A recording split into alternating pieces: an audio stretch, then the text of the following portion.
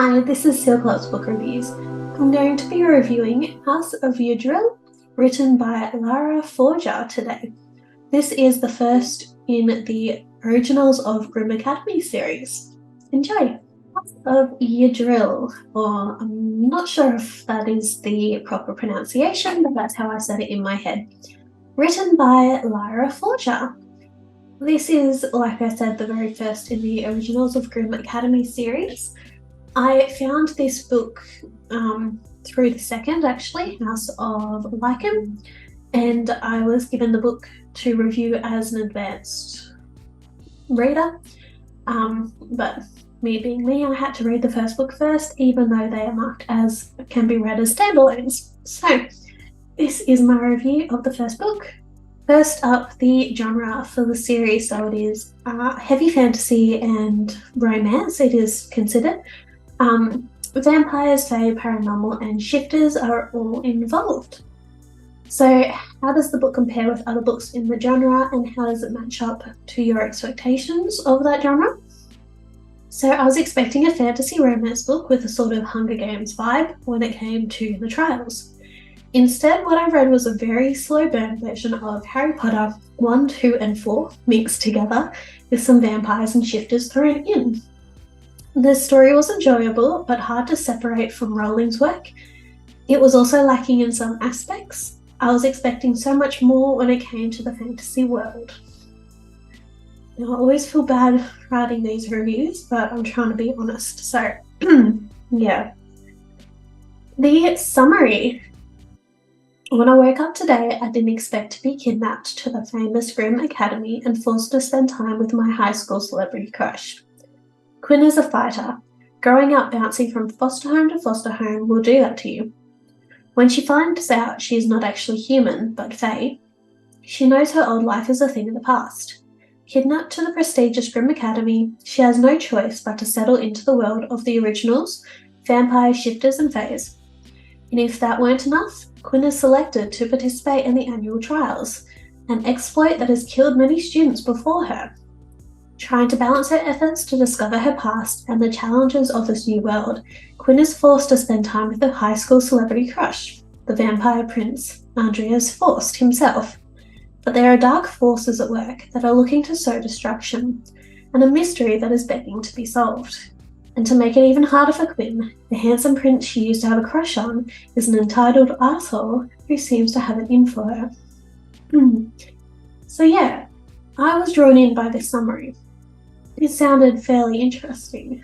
It was also considered, so it's like Harry Potter for women who like their books spicy. It says spicy, yes, definitely.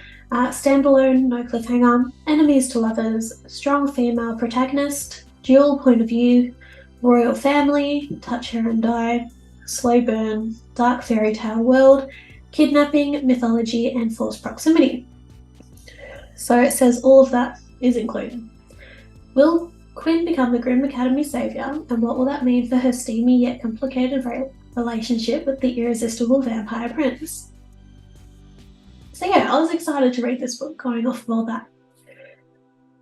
The analysis. Now, I've actually split this over 2 pages because I had so much to write. So a little bit about the plot and the theme. Quinn has fae blood, and by law, all those with supernatural blood must attend the Grim Academy when they hit a certain age. I'm pretty sure that is 21, but my mind went blank, so there you go. Whisked away by none other than the Pied Piper, the headmaster of the academy, Quinn must accept her new life among the other fae, shifters, and vampires. When the annual trials are announced, Quinn thinks nothing of following the others to the ancient tree that binds those to compete. There is no way she'll be selected. She can't even touch her magic yet. But of course, she is one of 24 chosen to compete. The selection is binding and the only escape is death. While trying to prepare for the trials, Quinn must also discover who is leaving dark magical rituals around the castle. Also, why does no one remember her parents, and why is the cocky prince constantly trying to piss her off? Okay, going a bit more into the pacing, emotion, ending, and plot holes. This contains spoilers, just as a heads up. So the first 20 chapters were a battle to get through. I just had trouble becoming engrossed in the story. Quinn's personality got on my nerves, and her relationship with the prince was beyond frustrating. I think it actually took me about 3 days to get past the first 20 chapters, which, if you know me, that is very strange. I saw the bad guy coming from a mile away, as well as most of the plotline as it was unfolding. It shocked me how much I recognised from Harry Potter books. The mysterious stone, the dangerous castle with multiple dangerous rooms revealing new challenges to get through, all from Harry Potter 1. The Diary Companion and I Can't Tell You But I Can Show You memory visits, Harry Potter 2 to a T. The competition with no way to back out, the 3 parts to the competition, it is so dangerous it has caused the death of past students competition, that is all from Harry Potter 4. Also, I need to add that the spice advertised comprised of 2 kisses throughout the book and a random sex scene at the very last chapter that not only felt out of place, but seemed like it was written in a different style. It didn't seem to fit the book at all, and honestly wasn't really needed. So, even with that last sex scene, the spicy 3 spice rating, I think was, no, not at all. A bit about the main characters. So we have Quinn Longbourn. She is fae-blooded, new to the supernatural world, raised in the foster system. She is hinted at being very powerful, wants to find out her origins, and has a knack for reading people. And then we have Andreas Forst. He is vampire, prince of the supernatural world, parents are deceased, will take over from his regent uncle when he turns 40, very strong with advanced skills and expects to be listened to. So, the recommendation. I really like the thought that created this book, but unfortunately was disappointed in the outcome. Many of the themes seemed a little too similar to other stories. I understand that many books will have overlapping plot lines and themes, but in this case it seemed a bit like the author binged Harry Potter and then sat down to write her own book.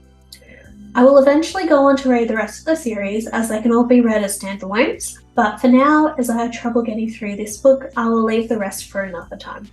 And my review, I gave the book 2.5 stars out of 5. I saw many books in the pages of this one while reading. I enjoyed the plot and the romance when it unfurled. However, overall it was too familiar and seemed like I was reading multiple other books all jumbled together for me to really get lost in the story, I'm afraid. So that is my review on House of Ydril.